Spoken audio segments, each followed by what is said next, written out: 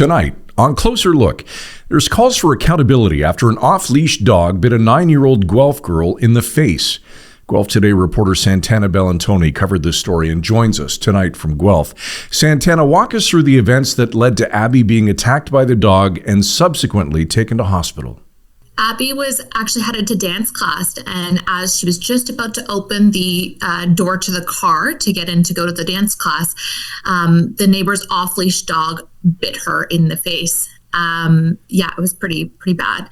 Brianne, her mother, Brianne Perna, didn't know who to call at first because obviously hadn't encountered something quite like this.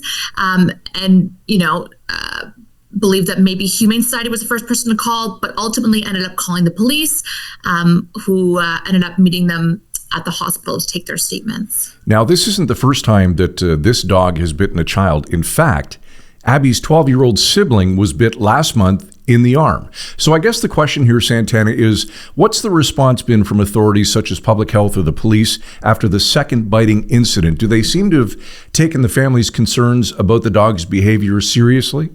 So I think because the first bite wasn't reported at the time, this would still be considered the first bite.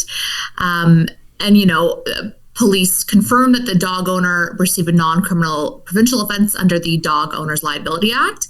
I think public health and the police have taken it seriously with as much as they can do legally and under their own jurisdictions. Now, has there been any indication from the dog's owner, Santana, about their willingness to comply with additional measures, such as rehoming the dog or investing in training to certainly address its aggression? Yeah, so Brianne has tried multiple times to speak to the owner about this, on her own behalf, and has either been ignored by the dog owner or has threats have been uttered towards her. So it hasn't been very progressive in this sense. Now, the mother, Brianne, mentioned she feels like she's exhausted all of her options. Has she discussed what specific barriers she's been facing when reaching out to agencies like the Humane Society or even the Landlord Tenant Board? So she didn't mention any specifics, but felt like there was no help or anyone guiding her in a direction where she can get the help she's looking for. Ultimately, she would like to have the neighbor's dog rehomed. She just doesn't know how to go about doing that. So there hasn't been help in that regard. So, Santana, what options are available under the Owners Liability Act that Brianne could pursue to ensure her family's safety? And why do you think none of these have yet been enforced to her satisfaction? Right. I forgot to mention before, public health has put the dog on a 10-day confinement after the bite. So under the act, the owner could be liable for damages resulting from a dog bite or an attack on another person or domestic animal. So the Ontario Court of Justice can have a dog be leashed, wear a muzzle, or go as far as being euthanized. There is a section under the Act where a warrant can be placed to seize the dog, and one of those reasonable grounds is if it's not desirable in the interest of public safety, and that the dog be in that location, so they could be rehomed in that sense.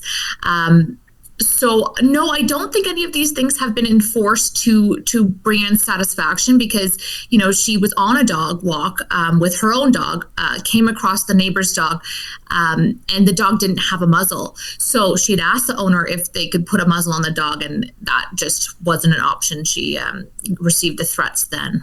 All right. Now, Abby's experience with this incident seems to have significantly impacted her emotionally, and certainly that's understandable. Has her mother shared what kind of support, if any, Abby is receiving to help her recover from this trauma? How is she doing? So as far as I know, the support Abby has received was from her family and continues to be so. She is doing quite well for, a 9-year-old who has gone through this. Her stitches have been removed, but she has quite a positive disposition for what has happened. Surprisingly, she loves dogs. Her room is dog themed. And I think going forward, she still loves dogs, but is just weary of the neighbor's dog at this point. But pretty commendable for somebody so young to be going through this and still love the animal.